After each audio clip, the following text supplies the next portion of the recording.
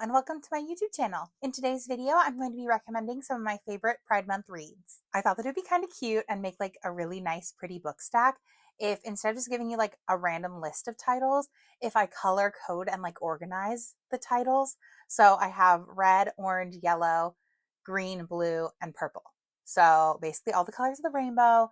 And like I said, they are all my favorite Pride reads, but I also have a couple on there that are on my TBR, but I know they're going to hit. You know, when you know like a book is going to be good, I know they're going to hit. So I thought that it'd be kind of fun to just go ahead and kind of like line them all up and just kind of like, not really rapid fire, because I want us to like let you guys know what these books are about, but just kind of like run through them. And then just a little bit of a disclaimer, not all of these are like explicitly LGBTQ. Some of them have side characters that are LGBTQ, and other ones I just put in because like they're some of my favorite reads, and I think the summer is the perfect time to read some of them. Like, I'm not gonna lie, yellow, I couldn't find a single yellow cover. I was struggling for yellow cover. So I just included a book with a yellow cover that I personally really liked reading and felt that it fit like a summer vibe. So we're just going to not pay attention too hard to some of the colors being padded out by other books. But the goal of this was to mainly highlight LGBTQ books and LGBTQ focused love stories. So that's kind of what we're going for with this one. But we'll go ahead and get started off with Red. So for Red on the cover, LGBTQ romance books, first and foremost, I have one of my favorite like queer YA books that I've read in a really long time, and they were roommates. This one is by Paige Powers, and in this one, not only are we following a gay couple, but our main character is also trans. So they had an experience with this boy before transitioning, and then they transfer over to the all boys school from the girls school. So they basically have to kind of convince their roommate, who is their ex, that they're a completely different person. And I really enjoyed this one. The subplot in it is also super interesting because there is a kind of like, not really rivalry, but like the girls' school and the boys' school don't always exactly get along, but they do get along when it comes to doing their like end of year dance. And so these two get roped into writing like the love letters that they send over to the girls' school to get them into wanting to go to the dance with the boys. So I thought that subplot was super cute, super fun, just like a really good heartwarming YA time, and also just like a great way to kick this video off because I really want to talk about this book more, and I just don't ever get a chance to because I don't read a ton of YA, which is unfortunate. But this one's a really good YA story. Another book that I need to talk about more is Pole Position. In this one, we are following two rival F1 drivers as their rivalry sparks a little bit something more. So in this one, we are following Kian and Harper. And Harper is kind of the newcomer. He's kind of the hotshot. Kian's been around a while, and he's been doing F1 for quite some time. And he has a dad who is also an F1 racer. So he's kind of a Nepo baby in the scene. And like I said, he's been doing this a while, so he's good at it and he knows he's good, but he also does not like the behavior that his dad exhibited while he was doing F1. So he doesn't really let this go to his head. But when Harper ends up becoming his like teammate, he ends up, taking him under his wing, and their team wants him to be like kind of like a mentor-mentee relationship. And that is not all what Kian wants from Harper. Harper wants almost nothing to do with him. Kian definitely doesn't want anything to do with Harper. And so they clash a little bit. And I think that this one is done super well. I absolutely adore the romance in this and kind of how it's handled at the very end, since they are both, kind of public personas in their world. And I thought that was super cute. And now for a red/pinkish book that is on my TBR. This one is Blood on the Tide by Katie Robert. The first book in this series is called Hunt on Dark Water, and we are following a girl who is running away from a girl she's been hooking up with and falls into her mirror, which takes her to a new dimension with pirates. So this follows the girl who was hooking up with the main character in the first book, and she comes through her own mirror to a world that she knows. And so this is her relationship with a Selkie, I believe is what Maeve is. Yes, Maeve is a Selkie, and so they rescue her in the first book, and that is before Lizzie kind of comes to town. Lizzie and Maeve end up striking a very unlikely kind of like bond and friendship. I believe they're like looking for like revenge Don't quote me on that. But I think that that is what ends up happening in this one. And I'm super excited to read it. I think that these two are going to make such a cute, like, good couple, because we see little glimpses of Lizzie in, how she is treating our main character in the first book. And she's kind of unlikable, but she also is like a baddie who's getting stuff done. And so I think that her being with Maeve, who's a little bit shyer, a little bit more quiet and timid, I think that's going to be a really good combo. Moving on to Orange, we have A Pirate's Life for Tea. This one is by Rebecca Thorne, and this is the second book in the Tomes and Tea series. So the first book is Can't Spell Treason Without Tea. And in that one, we are following Cayanthe and Raina. And Cayanthe is a mage. Raina was the Queen's Guard.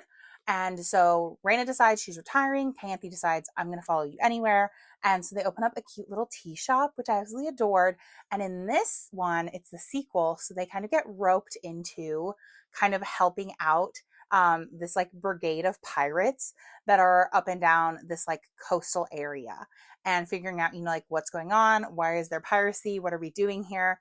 And this one features a different couple as well that we kind of follow along with, and that couple is a second chance romance where they were childhood friends, and one of them turns to piracy, the other one becomes a member of the guard. So it is super good. I ate it up, absolutely adored it. There are, I believe, 4 books in this series total, but I've only read the first 2. And I just really like that this one is orange and super pretty. The next book in the series is To You at the Altar. So Cayanthe and Raina are getting married, which is really exciting. So we'll see when I eventually get to that one. But right now, I do like A Pirate's Life for Tea just a little bit more than I liked Can't Spell Treason Without Tea. I thought this one had just a little bit more high stakes, and I also thought the subplot of this one was more interesting. And on my TBR for Orange on the Cover, we have Play You for It. This one actually ended up being on my June TBR because I filmed that not too long ago. I'm super excited to read this one. In this one, we are following the first female women's basketball coach at a collegiate level, and the journalist whose job it is to kind of interview her and figure out, like, what she's all about. So I think this one's going to be a really good one. Okay, like I said, yellow is a little bit of a struggle bus. So for this one, I put the Unhoneymooners. This one was one of my favorite romances that I read last year. And this one, we're following Olive, who ends up having to go on her sister's honeymoon with the best man at her sister's wedding, because her sister and her new husband and everyone else at the wedding, besides Olive and the best man, get food poisoning. So they have to go on this honeymoon. They end up getting into a lot of antics, and Olive thinks that this guy absolutely like hates her, but he actually does not hate her like at all. And so this one was super fun, super cute. They're in like a tropical setting for most of it, which I think makes it like the perfect summer read. And now we are going on to Green. And Green's a weird one because I didn't have any like TBR books for Green either. I just had recommendations, which like at least these ones are like LGBTQ, so like that's more fitting for what the video is supposed to be. But the first one that I wanted to touch base on is Heartstopper. This one's by Alex Oseman. These are actually graphic novels, which I'm not usually a big graphic novel girl, but something about these just hits. Like, I just absolutely loved the 2 that I've read of this series so far. So in this one, we're following Charlie and Nick, and Charlie is the like out queer kid at his school, and he gets bullied for it a little bit. But Nick is becoming his new friend. They have a math class together, and they strike up a really unlikely friendship. Nick convinces Charlie to, join a sports team and play sports with him. And Charlie, shows Nick, I believe, like his art. I think he's like a drawer and an artist. And so they really connect on like a lot of different topics. And that begins leading to Nick questioning his sexuality and seeing if this is maybe something that he wants to explore. So it's not only, like just like a cute story of like being friends with someone, but also of exploring that like little bit more. And they're also like super young. I think they're like sophomores in high school. I don't really know because they're British. I don't really know what the grades are exactly, but I'm pretty sure they're like 15.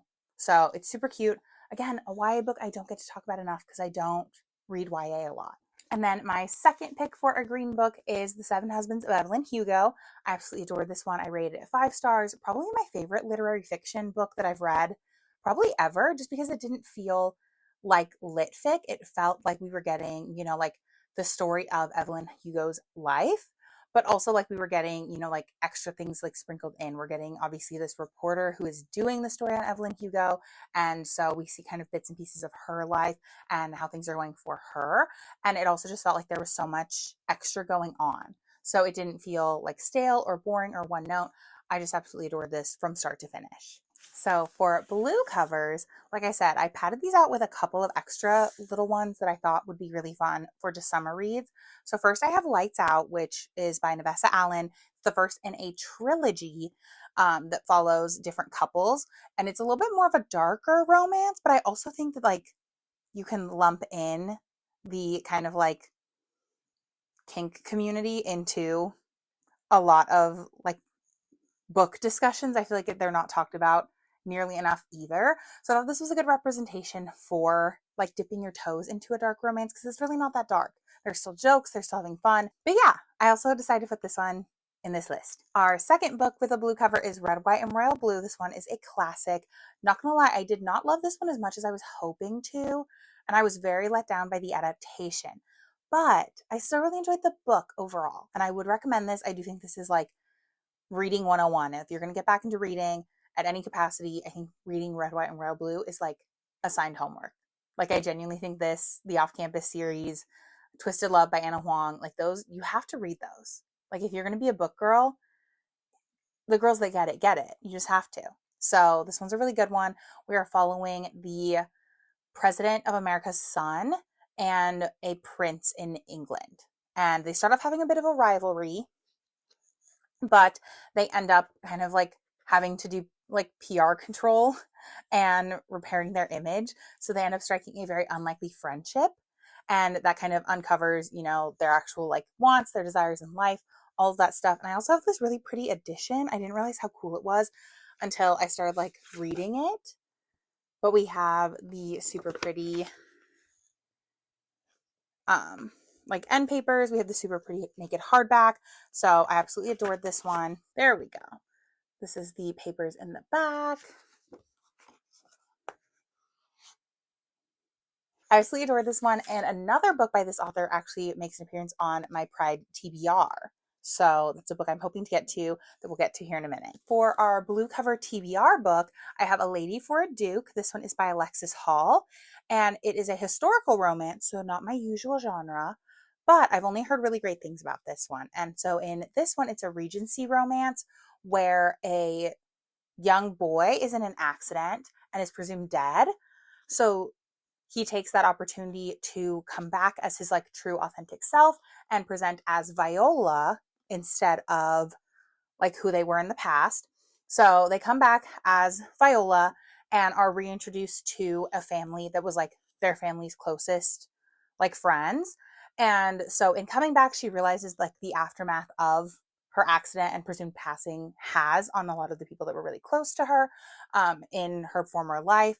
But she also realizes that the boy who was like her best friend has actually like shrunk into himself. He's much more quiet, much more reserved, and really needs someone to help him see, you know, a light at the end of the tunnel. I've heard this one also has really great disability representation, since the guy who like is, you know, like going through a really hard time is also disabled. And so Viola, in returning, is able to kind of like show him what it's like to fall in love, but also like that life is worth living. And I think that that's super cute. And we don't really see this a lot in historical romances, but like it should happen a lot more, I think. So I thought this one was a really good fit for a blue cover that I want to read with LGBTQ representation. And for purple on the cover, the only book that I have as a recommendation that I've already read is Blood Like Magic. So in this one, we are following Voya as she is set out to complete her calling, which is like what she needs to complete in order to be granted her witch powers. And so her calling is to kill the first person she's ever loved, but she hasn't fallen in love yet. So Voya is like having an issue with this. She ends up enrolling in this program where it matches you with like genetically your like soulmate. And so her soulmate ends up being the kind of like mentee protege to the guy who created the program. And so that is where we get into a little bit of hot water, a little bit of trouble. But overall, I really enjoyed this book. My favorite thing about this book is even though it's set in not that far off from where we are now, I think it's set in like 2050, something like that. Witches are like real and normalized. Being trans is like not even looked at like at all. Like she has a cousin who has transitioned, and like all of their records say that they are the gender that they feel, like they're able to modify their bodies in a way that they're able to, you know, like outwardly present how they want to you know, be seen in society, and that's not frowned upon, that's not weird, that's not abnormal. It's just like seen as you expressing yourself. And so like having purple hair is the exact same as, you know, being fully transgender there. And I thought that was like a really interesting, you know, point on society of like, why do we view that so drastically differently when you're just presenting how you want to be seen in the world? So I thought that was a really good, interesting take. I believe the love interest in this is also trans, but we don't really touch base on how that affects him as much as we touch base on how it affects Voya's cousin, because she spends a lot of time with her family. I think this is a very family first book, very focused on familial relationships. I love how Voya factors in not only her like living family, but also has deep ties to her ancestors and the family that has come before her and made it possible for her to have the life that she lives now. And I thought that was amazing. I know there is a sequel to this book that I really need to pick up, but I keep forgetting. For the purple cover TBR, I have Cleat Cute. This one is by Meryl Wilsner. And so in this one, it is about two female soccer players having a little bit of a rivalry and a relationship. I believe one of them is like a newbie. Yes. Ooh, okay. That's actually really cool. So one of the players is a little bit older, a little bit more seasoned, and ends up having an injury and gets replaced by a newcomer who takes the role very, very seriously. And even though they are interested in each other and kind of sparks fly, there is a little bit of miscommunication in this, and that is how they end up in their like current predicament. It's apparently super funny, which I really enjoy in my romances. So I'm going to hopefully pick this one up very soon. I wanted to put it somewhere in my June TBR, but that just ended up not happening. And my last book on the purple cover TBR is One Last Stop. This is by Casey McQuiston, who is the author of Red, White, and Royal Blue.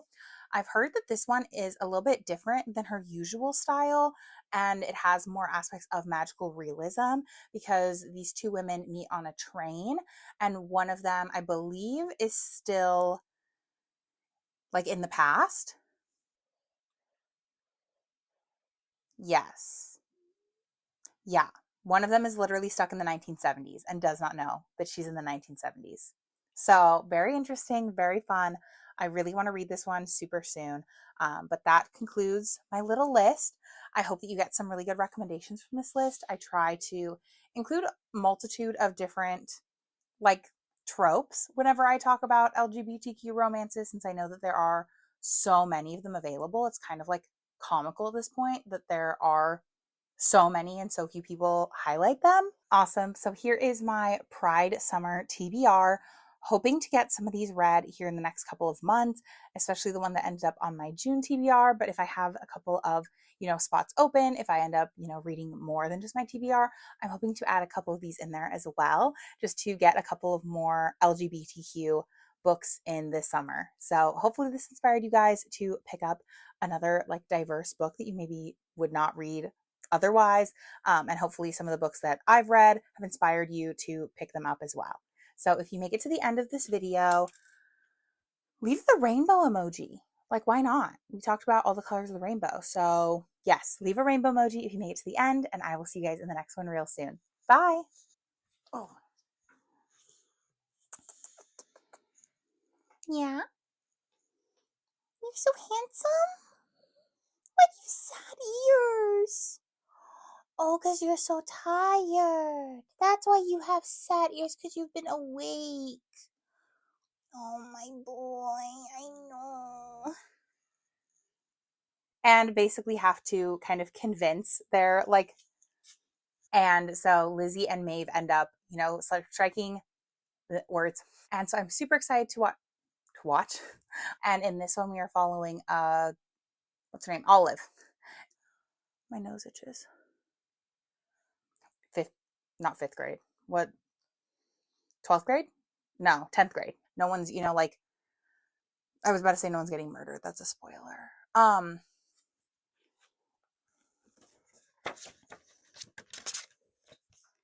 Very good. Very good. Okay. When did this freaking happen? Oh, I'm so sad. Oh god, I have so many books. That's so tall.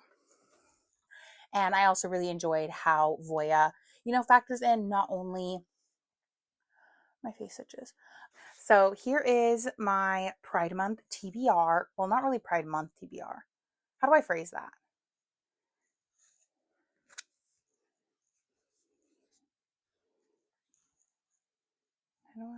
Okay.